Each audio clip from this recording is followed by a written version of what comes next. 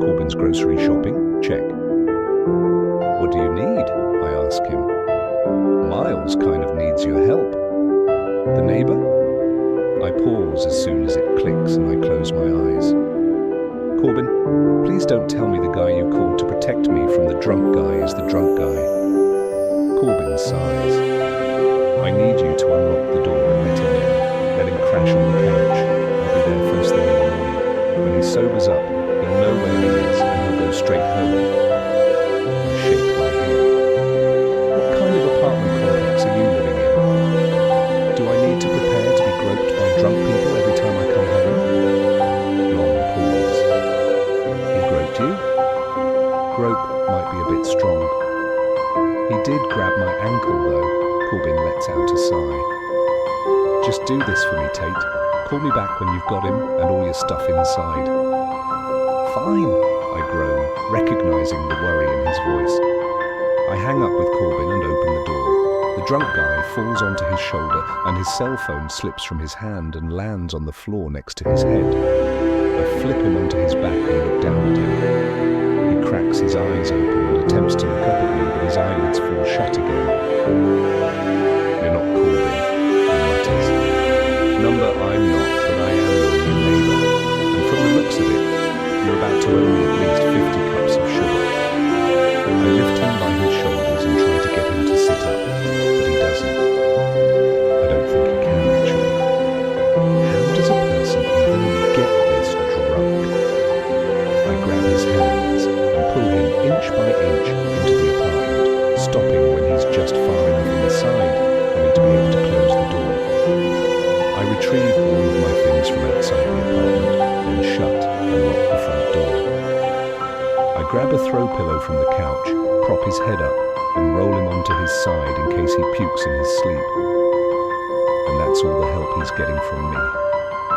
When he's comfortably asleep in the middle of the living room floor, I leave him there while I look around the apartment. The living room alone could fit 3 of the living rooms from Corbin's last apartment. The dining area is open to the living room, but the kitchen is separated from the living room by a half wall. There are several modern paintings throughout the room, and the thick, plush sofas are a light tan, offsetting the vibrant paintings. The last time I stayed with him, he had a futon, a beanbag chair, and posters of models on the walls. I think my brother might finally be growing up. Very impressive, Corbin, I say, out loud as I walk from room to room and flip on all the lights, inspecting what has just become my temporary home. I kind of hate that it's so nice. It'll make it harder to want to find my own place once I get enough money saved up. I walk into the kitchen and open the refrigerator. There's a row of condiments in the door, a box of leftover pizza on the middle shelf, and a completely empty gallon of milk still sitting on the top shelf. Of course he doesn't have groceries. I can't have expected him to change completely. I grab a bottled water and exit the kitchen to go search for the room I'll be living in for the next few months. There are 2 bedrooms, so I take the one that isn't Corbin's and set my suitcase on top of the bed. I have about 3 more suitcases and at least 6 boxes down in the car, not to mention all my clothes on hangers, but I am not about to attempt those tonight. Corbin said he'd be back in the morning, so I'll leave that to him. I change into a pair of sweats and a tank top, then brush my teeth and get ready for bed.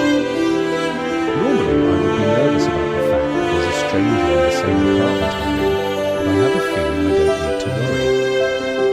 Corbin would never ask me to help someone who felt might be a threat to me in any way, which confuses me because if this is common behaviour for Miles, I'm surprised Corbin asked me to bring him inside. Corbin has never trusted guys with me, and I blame Blake for that. He was my first serious boyfriend when I was 15, and he was Corbin's best friend. Blake was 17 and I had a huge crush on him for months.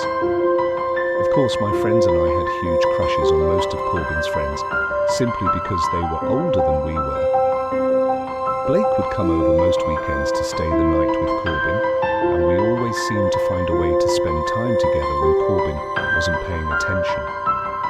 One thing led to another, and after several weekends of sneaking around, Blake told me he wanted to make our relationship official. The problem Blake didn't foresee was how Corbin would react once Blake broke my heart. And, boy, did he break it. As much as a 15-year-old heart can be broken after the span of a 2-week secret relationship. Turned out he was officially dating quite a few girls during the 2 weeks he was with me. Once Corbin found out, their friendship was over, and all of Corbin's friends were warned not to come near me. I found it almost impossible to date in high school until after Corbin finally moved away. Even then, though the guys had heard horror stories, we tended to steer clear of Corbin's little sister. As much as I hated it then, I would more than welcome it now. I've had my fair share of relationships go wrong since high school. I lived with my most recent boyfriend for more than a year before we realized we wanted two separate things out of life. He wanted me home, I wanted a career, so now I'm here, pursuing my master's degree in nursing and doing whatever I can to avoid relationships. Maybe living with Corbin won't be such a bad thing after all. I head back to the living room to turn out the lights, but when I've rounded the corner, I come to an immediate halt. Not only is Miles up off the floor, but he's in the kitchen, his head pressed against his arms and his arms folded on top of the kitchen counter. He's seated on the edge of a bar stool, and he looks as if he's about to fall off at any second. I can't tell if he's sleeping again or just attempting to recover. Miles? He doesn't move when I call his name, so I walk toward him and gently lay my hand on his shoulder to shake him awake.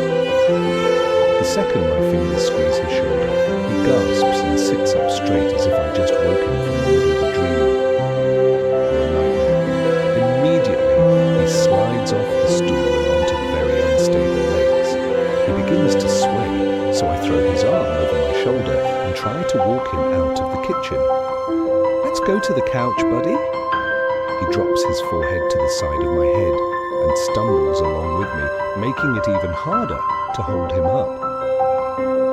"My name isn't Buddy," he slurs. "It's Miles." We make it to the front of the couch and I start to peel him off me. "Okay, Miles, whoever you are, just go to sleep." He falls onto the couch, but he doesn't let go of my shoulders. I fall with him and immediately attempt to pull away. "Rachel, don't," he begs, grabbing me by the arm, trying to pull me to the couch with him. "My name isn't Rachel," I say, freeing myself from his iron grip. "It's Tate."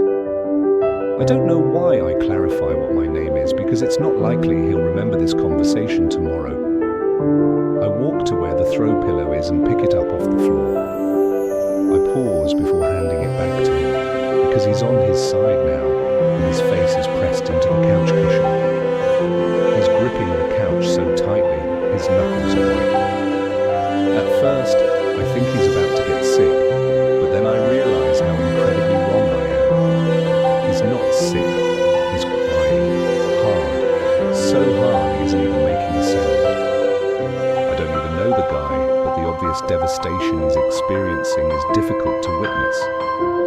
I look down the hallway and back to him, wondering if I should leave him alone in order to give him privacy. The last thing I want to do is get tangled up in someone's issues. I've successfully avoided most forms of drama in my circle of friends up to this point, and I sure as hell don't want to start now. My first